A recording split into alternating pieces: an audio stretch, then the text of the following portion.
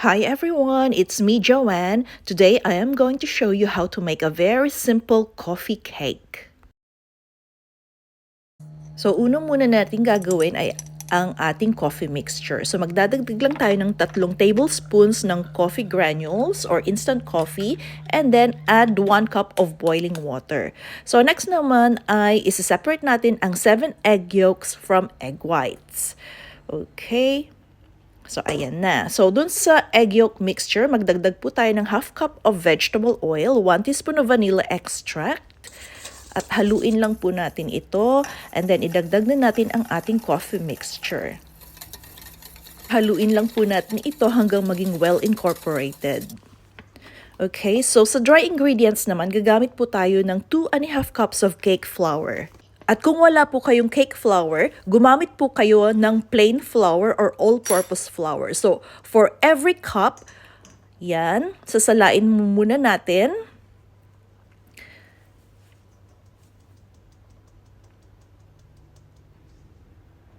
Pag nasalap na po natin yung 1 cup, aalisin po natin ang 2 tablespoons of plain flour.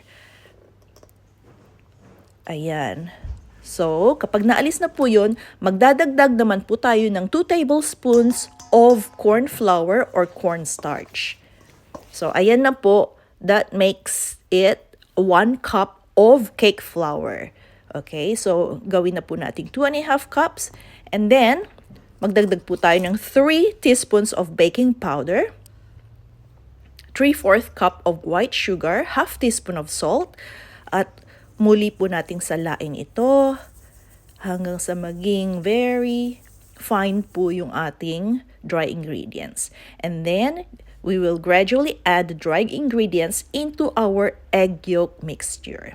Ayan, gradual lang po ha, hanggang sa mawala na po yung lumps, magiging smooth at well incorporated po yung ating magiging batter.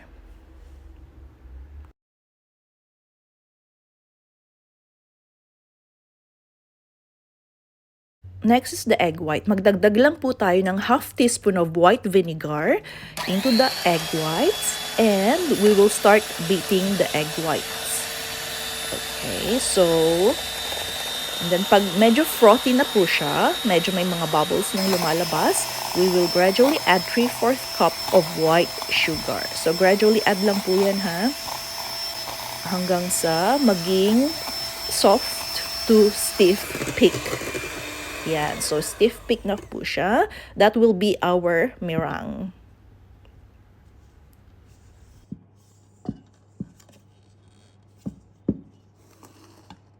Okay, next step ay i-fold naman po natin yung meringue natin into the batter in 3 batches po yan. So, una muna, ganyan, we will fold it. Do not overmix para hindi po ma-deflate ang ating batter mixture. Okay.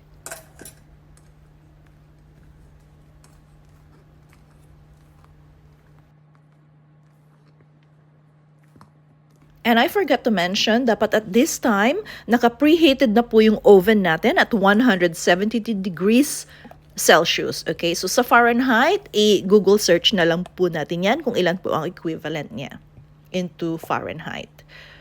Okay.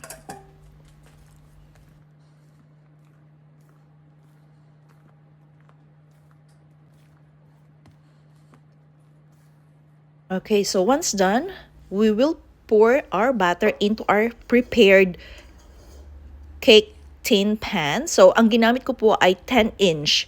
10-inch at dalawa po ang ginamit ko. So, I divided the batter into 2. And then, tap para po mawala yung air bubbles, to release the air bubbles. Ayan.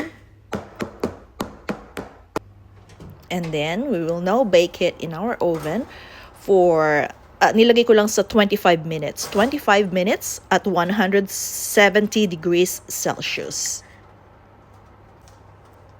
And then, para po hindi po mag-deflate ang ating cake, naglagay po ako ng bain-marie. So, isang pan underneath it with boiling water na po yung nilagay ko.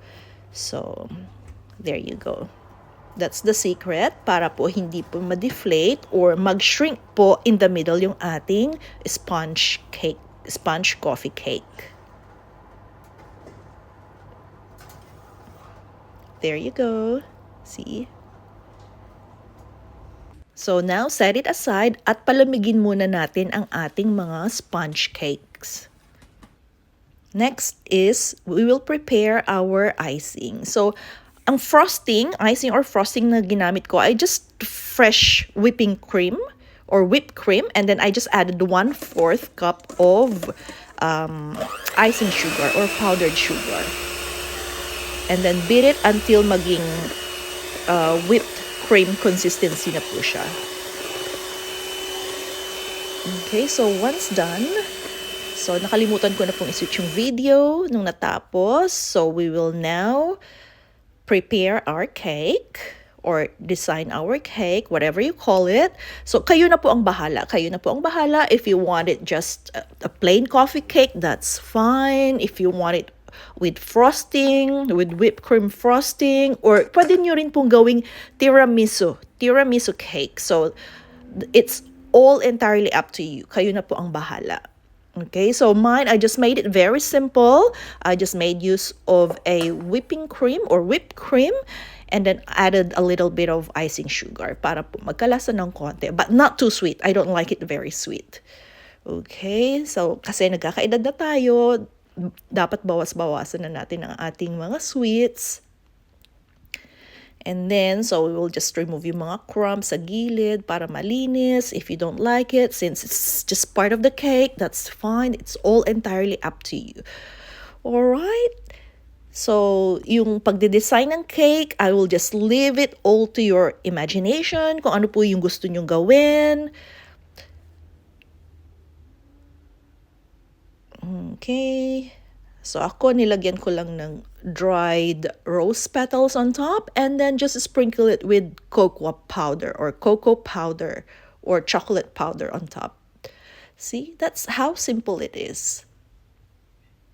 You can also put some curled chocolates on top or anything you want.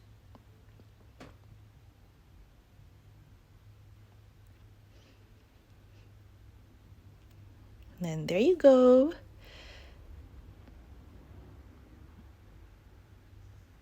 Napakasimple lang po ng aking ginawa.